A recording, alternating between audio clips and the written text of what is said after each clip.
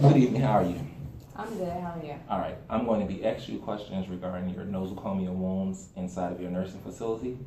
If you can start off with your credentials. My name is Simone Bryant. I'm the Assistant Director of Nursing, and I'm also the First Floor Unit Manager. How many patients does your unit hold? My unit in particular holds about 35 patients, but the building can hold up to 235. And what would you say your nurse to patient ratio is? Well, it depends on the shifts. During the daytime, it's about 1 patient to 33 residents. In the evenings, it can become greater because we have less staff on the off shifts. Okay. So as far as wounds though, how do you do your skin assessments? The skin assessments are done, of course, upon admission and also weekly with braiding scales. Okay. And the braiding scales alert the nurse or the wound care team as the risk that the person has for acquiring a wound. Okay. So if it's done upon assessment with someone who has a failure to thrive or depends on their age and their risk of shearing, their scale will be greater than someone like you and I, who is more mobile and ambulatory. So it varies. Okay. Who does your wound care team consist of? The wound care team consists of 3 nurses, a wound care manager, which is included with the 3 nurses, and also a wound care physician. And she rounds about 2 to 3 times weekly. Okay. As far as diapering, because I know incontinence can cause wounds overnight, how do you guys go along with that? Well, we try to change patients as promptly as possible.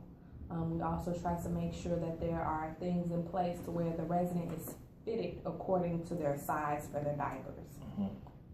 It's really color coded. The residents who are the biggest, I know that probably isn't the greatest word, but they wear white diapers, and smaller residents wear yellow, beige, or green diapers. So it's really trying to make sure that the diapers aren't tight on their skin and they have enough room where there's no friction and shearing and things of that nature. On average per week, how many nosocomial wounds do you guys acquire? Well, we really don't do it on a weekly basis, more so at the end of the month to meet our quality measures. But if I had to give a number to it, it would probably be about 1 to 2. Okay. If I just had to put a number on it. But again, it's done monthly and quarterly for our quality measures. Okay. Has there ever been an instance where a patient came in with a wound and it wasn't assessed immediately? Well, unfortunately, there are things like that do occur. So if it's not assessed promptly within 24 hours, it can become a problem. Because if it's not assessed within 72, it becomes an acquired wound, which means it was acquired under our care, which sometimes isn't the case. Sometimes the residents come from home, they come from hospitals with these wounds, and unless we are prompt with assessing them, we can then take ownership of it after those 72 hours. I've had prior experience working in long-term care as a staff nurse and as a wound care nurse. So I know when I was doing it, our staff nurses weren't allowed to stage the wound. Do you allow your staff nurses to stage the wound? Yes, we do allow the nurses to stage the wounds, and we also encourage the nurses to get orders to dress the wounds, to get it taken care of as soon as possible, and then the nursing wound care team will then reassess it. So we do encourage nurses to be as independent as possible just to make sure we get things addressed in a timely manner. Okay. With the addition of the braiding scale, what other preventative measures do you have regarding to preventing wounds? Where we have air mattresses, we do turn residents every 2 hours and more frequently as needed, depending on their comorbidities.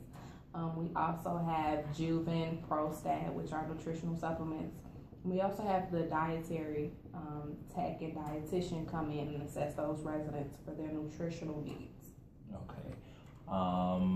Has there been any instance where you guys were sued because of someone acquiring a wound in your facility? Yes, that is a problem not only at our facility, but unfortunately across many long-term care facilities, because no matter what interventions we have in place, sometimes that's just not enough to meet the residents' needs. As I said earlier, we do have residents that have a failure to thrive.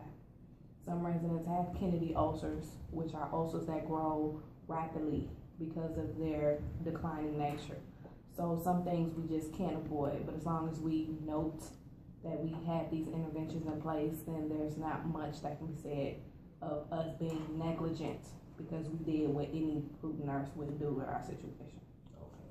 Okay. And one more thing I would like to ask you, as far as the breeding agents, do your physician, does he do any debridements in-house, or do you send your patient out to the hospitals? Yes, we do have the physician come in and debride wounds. We have to get permission if they can't sign for themselves. And also Santil works as a debridement agent, which helps during the week and things like that to remove that slough tissue that's needed in order for us to get a good clean area. Mm-hmm. So we do have those things in place to help the wound care process along. Well, thank you so much for your time. Thank you. Appreciate it. All right.